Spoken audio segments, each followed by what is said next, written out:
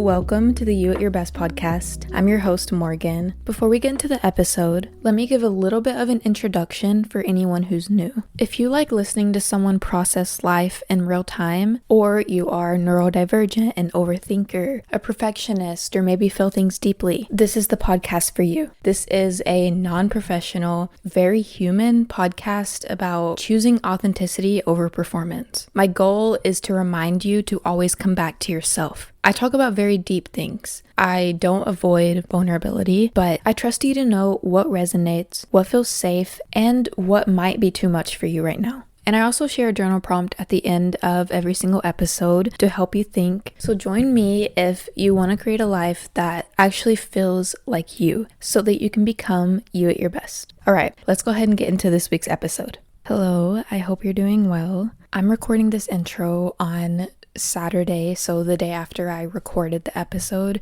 and then the day before this episode comes out, because I wanted to give a little bit of context since this episode starts off in a kind of confusing place. I created an outline for this episode so it has a natural flow to it, so it's not as confusing as my reflection episodes can be, but I just wanted to make this intro because it starts off kind of confusing. This is the final part of my chronic exhaustion mini-series, and it's about my nighttime routine while in burnout recovery. My routine is very intuitive, very lenient, and based on listening to my body. This is also a fun or extra episode, and even though I may not sound like I'm having fun while recording it, making this episode actually helped me move through my exhaustion and come back to myself.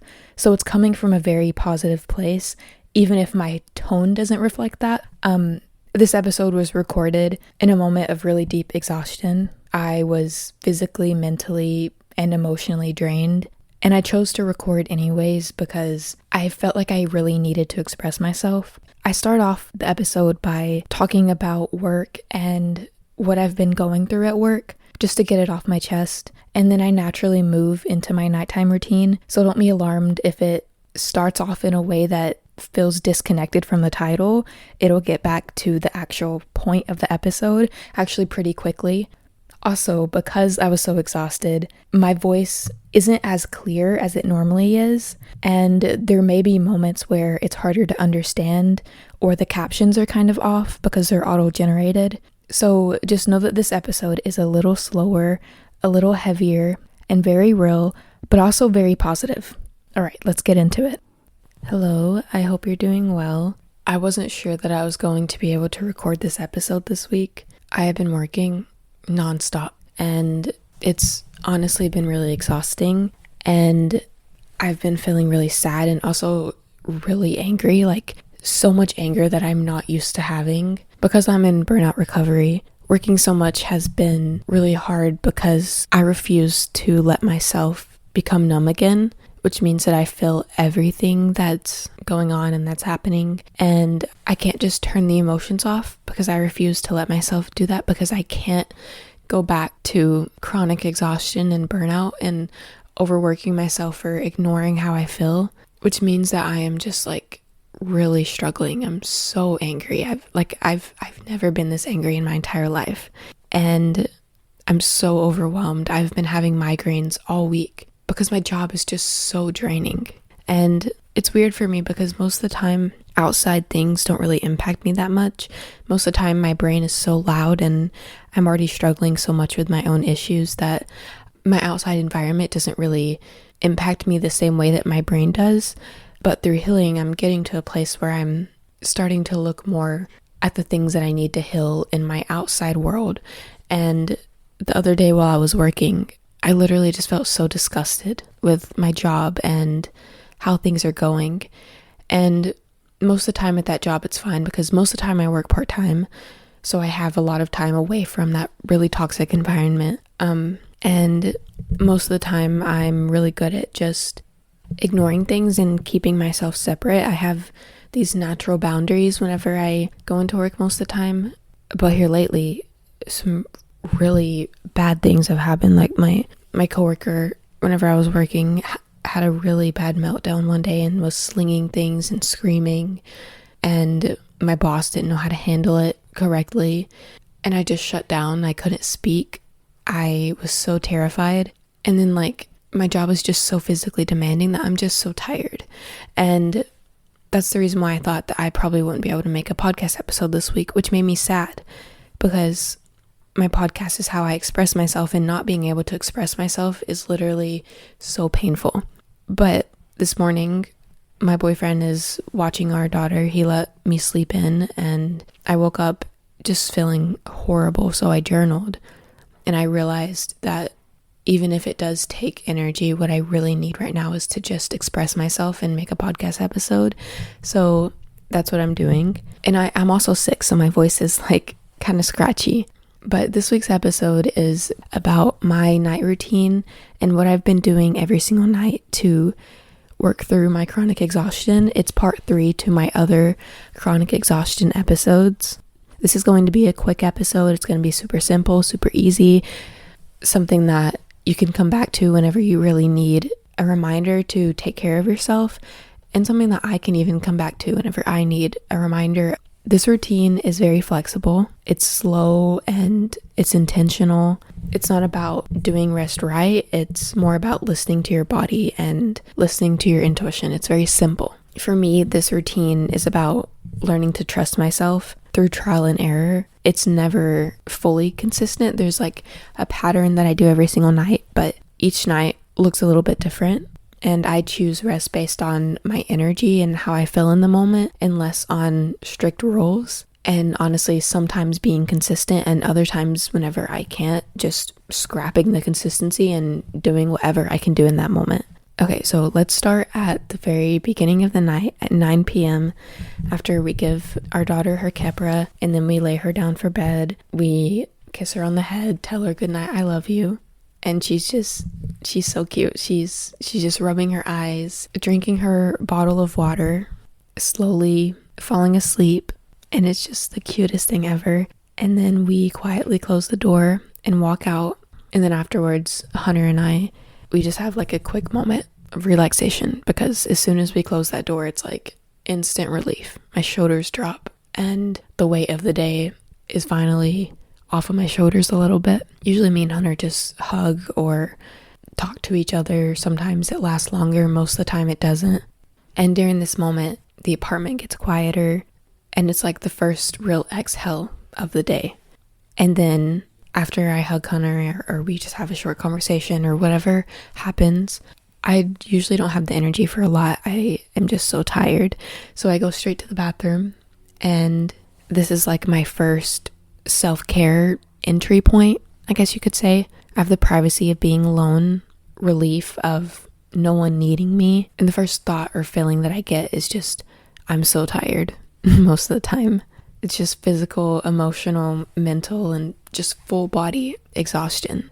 Physically tired from toddler energy all day, or if I worked that day like I have been every single day this week, physically tired from how physically demanding my job is, emotionally tired from how emotionally demanding my job is, or emotionally exhausted from taking care of a toddler all day who has a lot of big feelings. I have mental load exhaustion, the exhaustion of being odd all day. So in this moment, I am just feeling all of those feelings and letting myself exist, letting myself feel relief, but also letting myself feel the stress of the entire day and this reality of having a life that's constantly busy and constantly being so exhausted. I soak my feet in hot water, white vinegar, and sometimes Epsom salt. I do this every single night. Some nights, of course, I don't do it if I just can't, but most nights I end up doing this because I genuinely need it. I'm just so tired that I just need to soak my feet. Sometimes I'll sit there soaking my feet for a really long time, even up to an hour. Other times it's only 15 minutes. It's just based on what I need in that moment. And to get this sensory experience, I have my feet in warm water. I'm sitting. I have the bathroom light off and only the shower light on. So it's like a warm, dim atmosphere.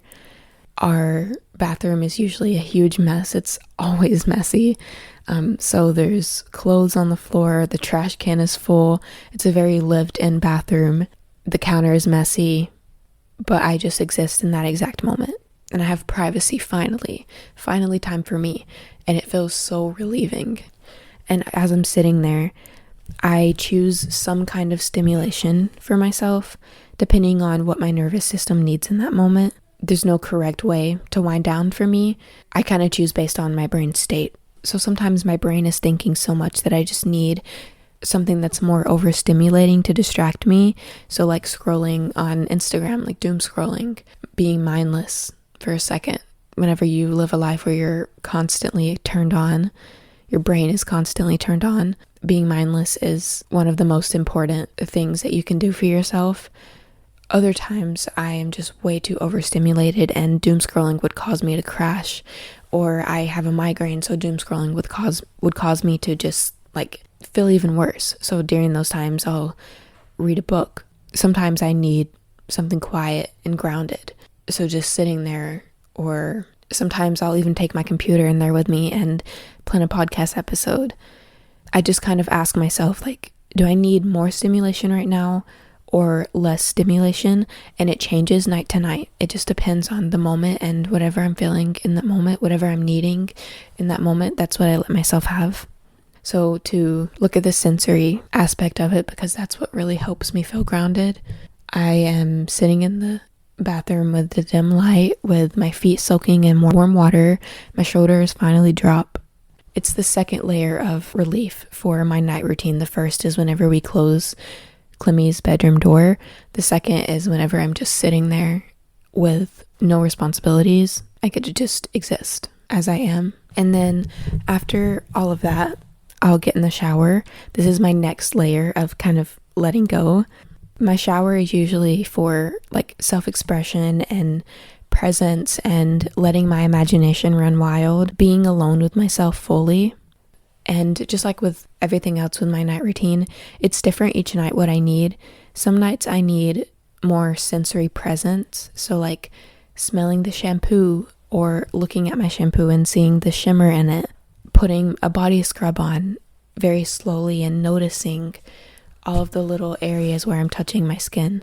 Sometimes I need to let myself wonder mentally and just think and just process the day. Sometimes I pretend like I'm in an interview and I answer questions that I would really love to be asked. Sometimes I imagine millions of people listening to me give advice that I think I could really help people with. Sometimes I sing. It's not good singing, but it's a form of expression. Sometimes I imagine that I'm on a stage and people are watching me perform a song and I'm actually really good at singing in my imagination. Other times I don't have the mental energy to think a thought, even though my brain is always thinking and I can't stop it from thinking, but I don't have the mental energy to consciously come up with a thought. So in those moments, I'll just ground myself in my senses and try to be as present as I can in the shower. So focusing on the water hitting my skin. Like I said before, focusing on putting a body scrub on and really paying attention to each area of my body that I'm touching. Or other times I'll have a really quick shower. Just get in, get it done, and get to bed. Sometimes, depending on my mood, my boyfriend will join me. It just really depends on the night. My shower is really just for me. It's for letting me get my playful side out, my sensual side through touch and feeling the water, my imagination and my storytelling brain, my voice and movement and expression.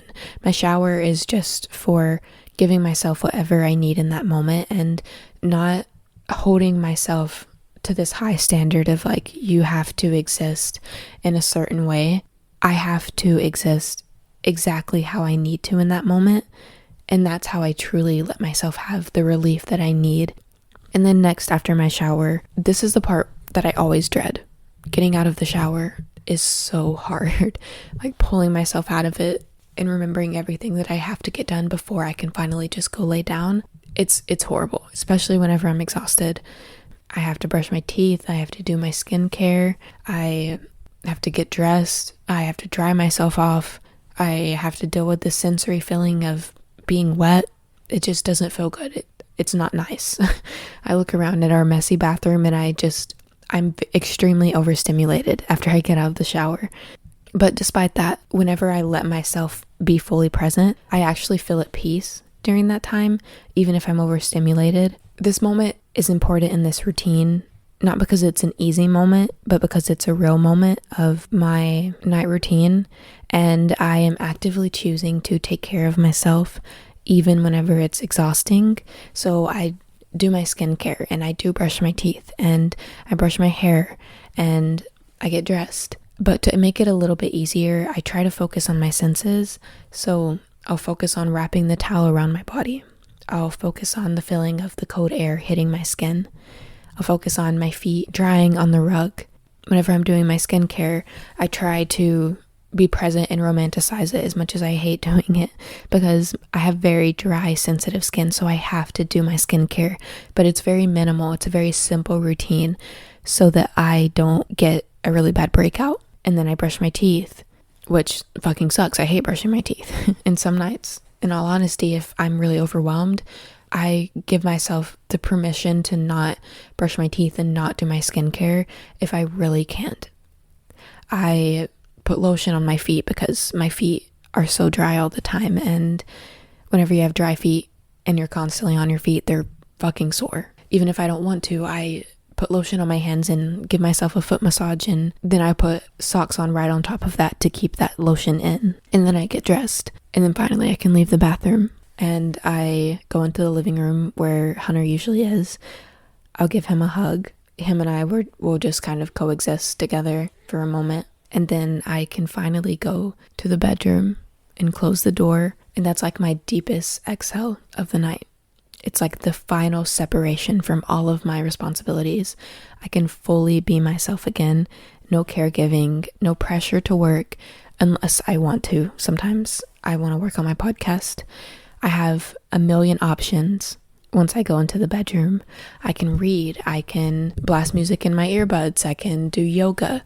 I can watch Minecraft videos that are very low stimulating.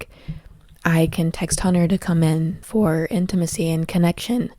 It just, after I close the door and after I go into the bedroom at night, it's unlimited permission to exist and rest. And for the sensory experience, I have the room dark. Sometimes I have the lamp next to my bed on. Other times I have it off and it's completely dark in the room. There's quiet safety. My body can finally relax. There's no expectations whatsoever. It's just whatever my body needs in that moment. Sometimes I will lay there and blast music in my ears and just feel the music. And sometimes I'll imagine things, like imagine that I'm performing, or imagine that someone asks me what my favorite song is, and then I play it for them and they're sitting there perceiving me as I'm playing my favorite song for them. Sometimes I imagine that the music that I'm listening to is a song that I made myself. Other times I do yoga and just move my body however I need. Other times, like I said, Hunter comes in and being with him, I can move my body in whatever way feels right. Other times I just lay still, lay flat, and just watch Minecraft videos on the TV, have the fan on, and I just stay right there in that exact position, stay away from my phone. Other times I doom scroll. It just depends on what I need in that moment. And at night, I do try to stay away from my phone. After I go into the bedroom, I usually plug my phone up and tell myself no more getting on it, unless it's like for finding a journal prompt or for watching a yoga video to get me into it. But usually I never finish the video and just start doing whatever feels right. And then that's the end of my night. I go to sleep eventually, depending on whatever it is that I do. Sometimes I go to sleep later, sometimes I go to sleep earlier. Before I end this episode, I want to give a closing message that I think will be really helpful for anyone who's listening to this, and also for future me who maybe needs to come back to this episode to remember what my routine is. Your needs are never too much. Whatever the need is, it deserves to be met. You deserve to meet your needs. You deserve to have needs. You're not too much for having specific needs, even if your needs don't feel conventional. Your nighttime routine should be flexible, intuitive, and even body-led. I know not everyone's like that, and that's okay. Everyone's different. Some people don't need to be led by their sensuality, I guess. Everyone's different, but you're allowed to have a nighttime routine that works with your brain, that is flexible. If you're someone that needs a more extensive, strict nighttime routine, then do that. If you're someone who needs a routine like mine that's more laid back and just gives you permission to exist, then do that. Our nighttime routine shouldn't be this extravagant performance. It doesn't have to look like how influencers' nighttime routine looks. It just needs to be real, and it needs to be right for us. And this episode is really just permission to listen to yourself and not force anything. For this episode, I really want you to just feel relief, to remember that you're allowed to rest however you need to, and you don't have to earn rest. You don't have to earn a moment. You don't have to work harder to deserve rest. Rest is a need. And yeah, for some people, the need is more than it is for others, but every single human being needs rest, and whatever that looks like, it's okay. There's nothing wrong with it. Your night routine shouldn't be perfect. It should be perfectly imperfect, and that's what makes it good for you. For the journal prompt of this week's episode, I am giving this journal prompt for if you have a moment in a night where you really want to journal and you can't really think of anything. I looked this one up. I look up journal prompts all the time to wind down from the day. So the journal prompt is, what am I ready to put down from today? And just kind of write about your day, reflect on your day, and let go of the rest of the day. If you haven't had enough release and the rest of your day is still bothering you, it's a really great time to journal about that and ask yourself that question. And that's it for this week's episode. Let's go ahead and go to the outro. Before I end this episode, I want to share a quick update on how I'm currently moving through my podcast. So right now, I've naturally fallen into a rhythm where I create a reflection episode, then an insight episode the next week based on that reflection, and then a more free extra episode like this one, something that's just based on what I feel like talking about in that moment. That third episode of the month is really my space for freedom. I can create without pressure or without structure. Some of my fun episodes will be like this one, a continuation of that month's reflection and insight, and others will be completely random and have nothing to do with it. It just depends on what feels right in that moment. I don't know if this flow will last forever, and I'm not going to put myself in a box, but right now it feels really supportive and sustainable for me, especially while in burnout recovery. I'm trying to be gentle with myself and let my podcast flow instead of constantly producing. So after this, I'll be taking a week off, and when I come back, the next episode will be my first reflection on joy, specifically about noticing the small things that show us that we're actually healing. All right, thank you so much for being here, and I'll talk to you soon. Okay, that's all for today. If something in this episode resonated, share it with a friend who needs a little reminder that they're not alone. If you want more conversations like these, be sure to follow and rate this podcast. Downloading this episode is one of the best ways to help this podcast grow, so be sure to do that. If you want to find me on social media, all of my links are in my link tree in the show notes. Thank you so much for listening. I'll see you next Sunday.